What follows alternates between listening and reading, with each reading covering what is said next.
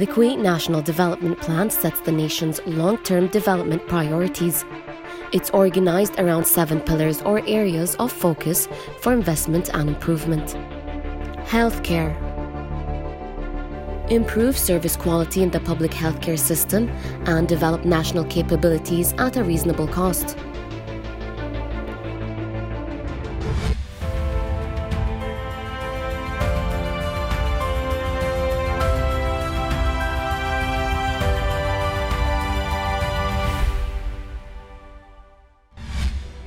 The ALAmiri Hospital expansion project is carried out within the ALAmiri existing hospital complex in the Sharq area of Kuwait City. Project cost is up to 150 million Kuwaiti dinar. The surface area is approximately 13,510 square meters. The gross surface area with a total capacity of 416 bed accommodation and will approximately 101,000 square meters. The work contract comprises the design and the construction, supply of medical equipment and hospital furnishings for the new hospital and refurbishment of the existing areas, in addition to ordinary maintenance. The new hospital will be connected to the existing one of the means of the tunnel and the suspended footbridge. The new hospital has 3 underground floors surface of approx 13,400 square meters and 13 upper floor surface of 8,500 square meters. From ground floor to 6th floor, 6,000 square meters. From 7th floor to 12th floor, parking areas and foreseen both for underground floors and the upper floors for a total of 640 parking spaces.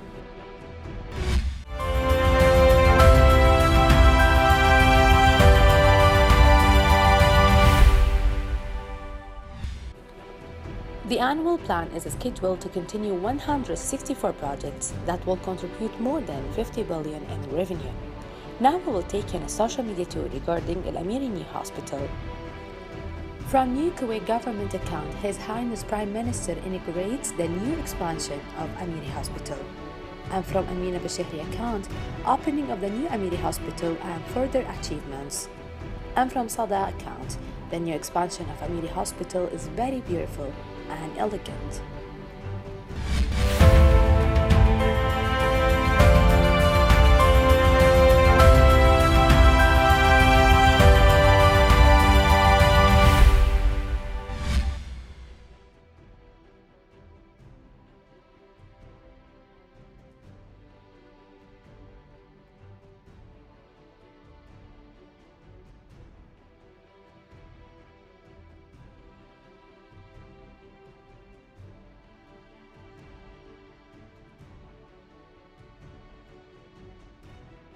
The United Nations House held today the opening session of the 4th seminar that aims towards ensuring a decent work climate for domestic workers in Kuwait. Today, actually, we are shedding light on the work and efforts and collaborative effort between the United Nations agencies, particularly ILO, International Labour Organizations, and the International Organization for Migration, on their efforts in collaboration with the Public Authority for Manpower, as well as the Kuwaiti Workers Union and other commerce organizations, chambers of commerce and private sector. Also in collaboration with the non-profit organization, as we have seen now from the presentations of the different specialists from the UN. It's very important to say that the Kuwait has been progressing a lot in setting measures in terms of legal measures in the enacting of new laws for domestic workers, in complying with a number of standards for human rights standards that has been recommended by the Office of the High Commissioner for Human Rights.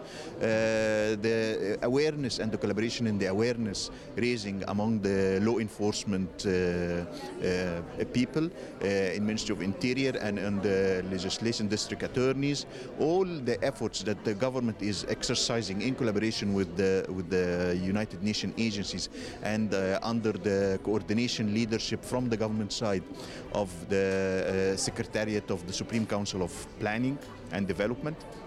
is actually a translation, real translation of the sincerity of the government of Kuwait in taking measures to improve the situation. Today's talk was the fourth in a series of UN talks at UN House, basically inviting the diplomatic community as well as government representatives, trade union officials, representatives of the Chamber of Commerce and Industry to talk about this very important topic of domestic work. So today's talk was really centered around Convention 189, the ILO's Convention on Domestic Work, and we, I guess, heard from some of the other panelists the challenges that are faced by domestic workers in the country and also the region and even globally.